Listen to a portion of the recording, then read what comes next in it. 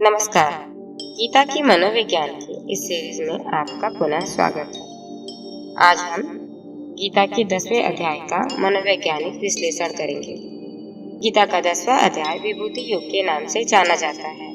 इस अध्याय में भगवान अर्जुन को विभिन्न विभूतियों से परिचय करवाते हैं। श्री कृष्ण कहते हैं, हे महाबाहो, फिर भी मेरे परम रहस्य और प्रभाव युक्त वचन को सुन, जिसे मैं तुझे अतिशय प्रेम रखने वाले के लिए हित की इच्छा से कहूँगा। अर्थात श्री कृष्ण अर्जुन को अपनी संपूर्ण चेतना का परिचय दे रहे हैं। आगे भगवान कहते हैं, मेरी उत्पत्ति अर्थात लीला से प्रकट होने को न देवता लोग जानते और न महर्षि जन ही जानते, क्योंकि मैं सब प्रकार से देवताओं का और महर्षियों का भी आदि कारण हूँ। मनुष्य की चेतना यानी उसकी अंतरात्मा सबसे महत्वपूर्ण है, क्योंकि वो प्रत्येक मनुष्य के अलग हो सकती है और उसकी चेतना को कोई और नहीं समझ सकता। अर्थात जिस मनुष्य की जैसी मनोवृत्ति है वो सिर्फ उसी की हो सकती है, उसे दूसरा कोई समझ नहीं सकता है।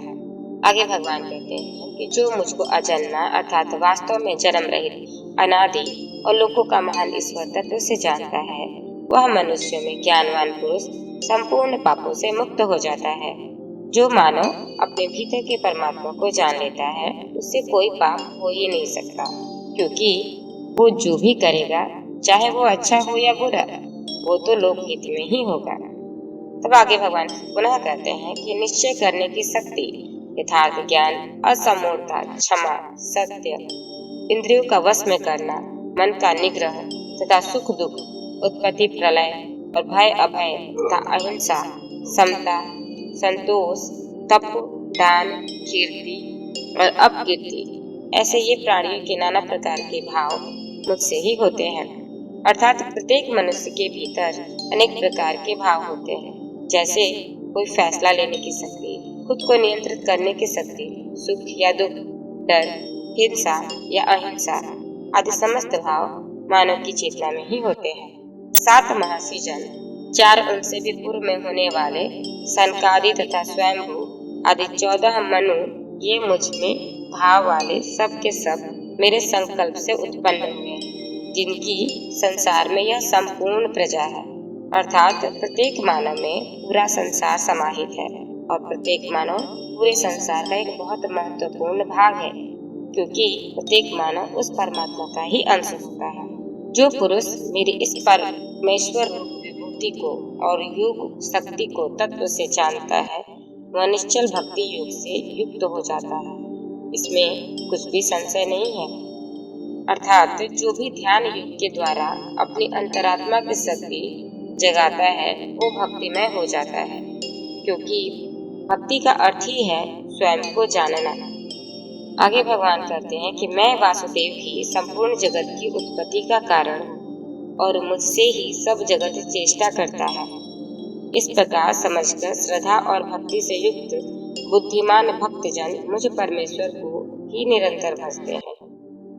अगर प्रत्येक मानव ये समझ ले कि वो प्रकृति का अति महत्वपूर्ण भाग है, जिसे सबके कल्याण के लिए बनाया गया है, तो प्रत्येक मानव परमात्मा हो जाए।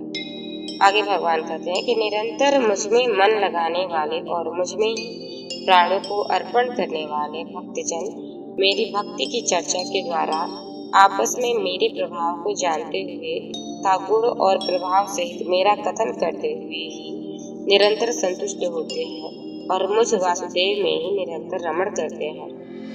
तब जो सदैव सबकी भलाई के बारे में सोचता है, यह जानकर कि परमात्मा ने सबका भला करने के लिए प्रत्येक मनुष्य को जन्म दिया है और सबके लिए कार्य करने के लिए सदा तैयार रहता है, वो हमेशा संतुष्ट रहता है।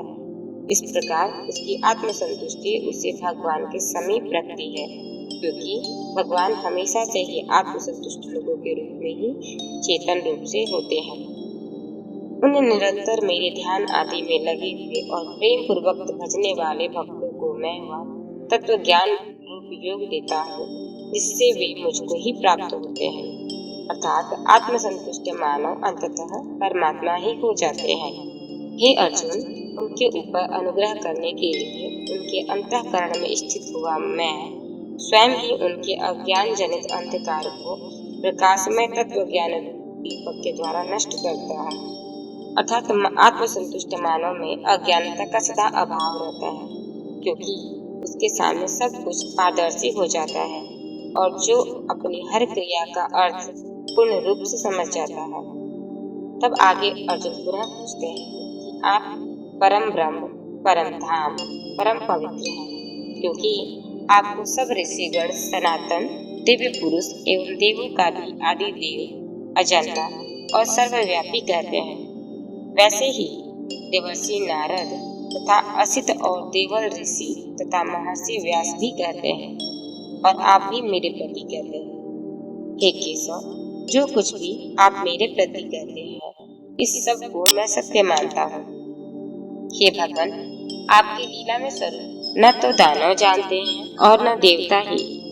यहाँ अर्जुन अब भगवान की बातों पर यकीन करते हुए कहते हैं कि आप ठीक कह रहे हैं कि आप, मैं और संपूर्ण जगत भी उसी परमात्मा का हिस्सा है और हम संसार को चलाने का उत्तम माध्यम है, जिसे परमेश्वर ने कुछ विशेष कार्य के लिए पृथ्वी पर भेजा है। क्योंकि ये बात अर्जुन ने और भी कई लोगों से सुनी है, साथ ही कई शास्त्रों में भी वर्णित है।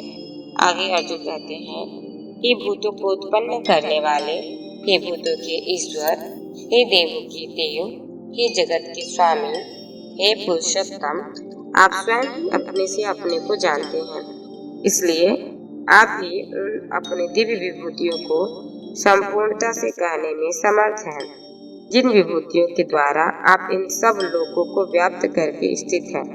हे योगेश्वर, मैं किस प्रकार निरंतर चिंतन करता हुआ आपको जानूं, और हे भगवान, आप किन किन भावों में मेरे द्वारा चिंतन करने योग्य हैं। हे जनार्दन, अपने योग शक्ति को और विभूति को फिर भी विस्तार पूर्वक कहिए, क्योंकि आपके अमृतमय वचनों को सुनते हुए मेरी तृप्ति नहीं होती, अर्थात सुनने की उत्कंठा बनी रहती है।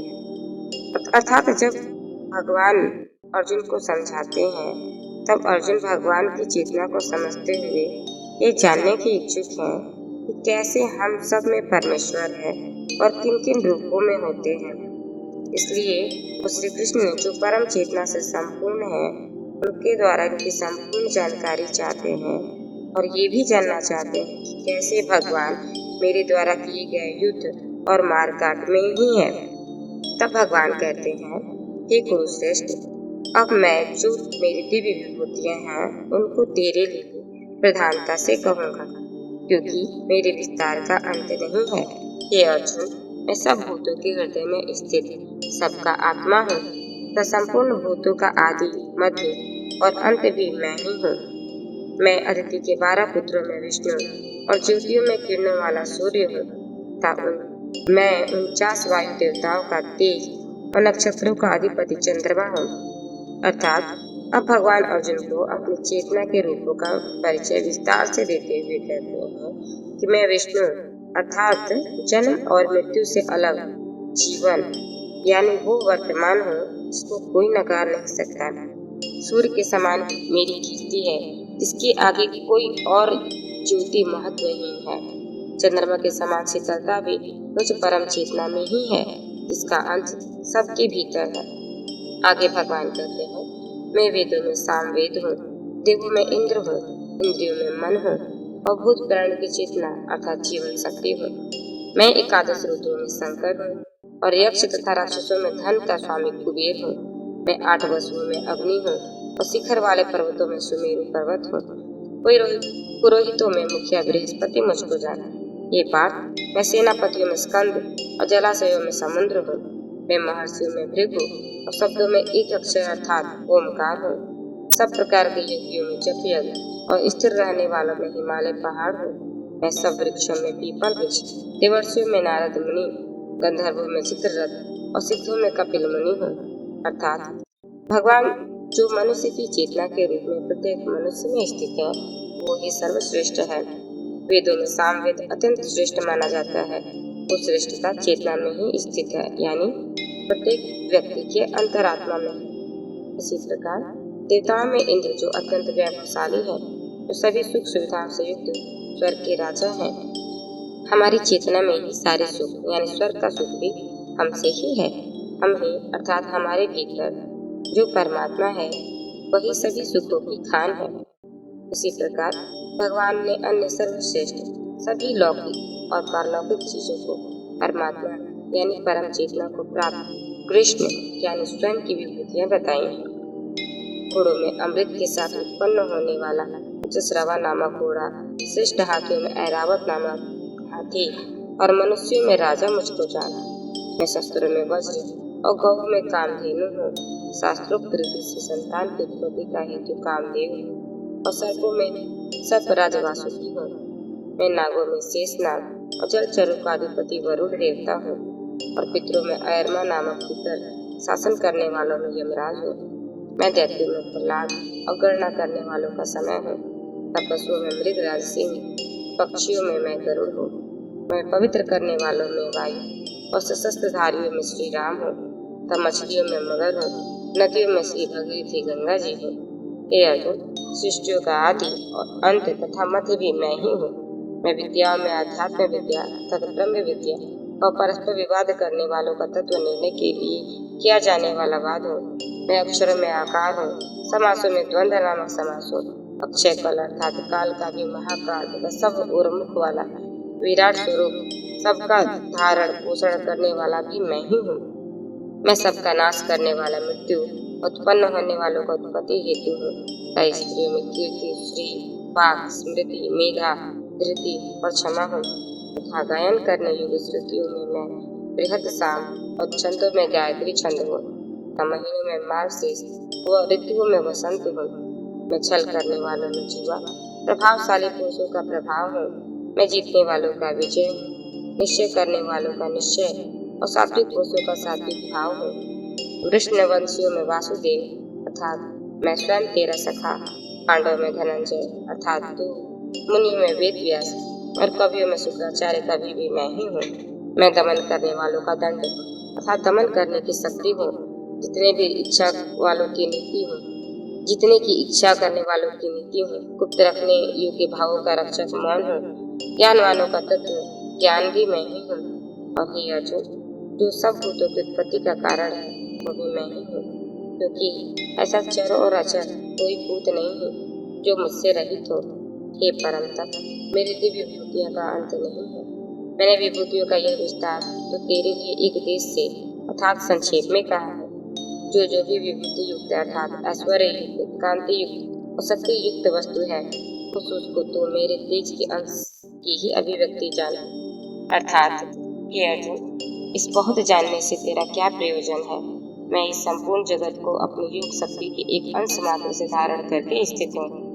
अंततः भगवान ने अपनी विभूतियों के रूप में अन्य चीजों यहाँ तक कि उचित और अनुचित कार्यों को भी स्वयं का रूप बताया है।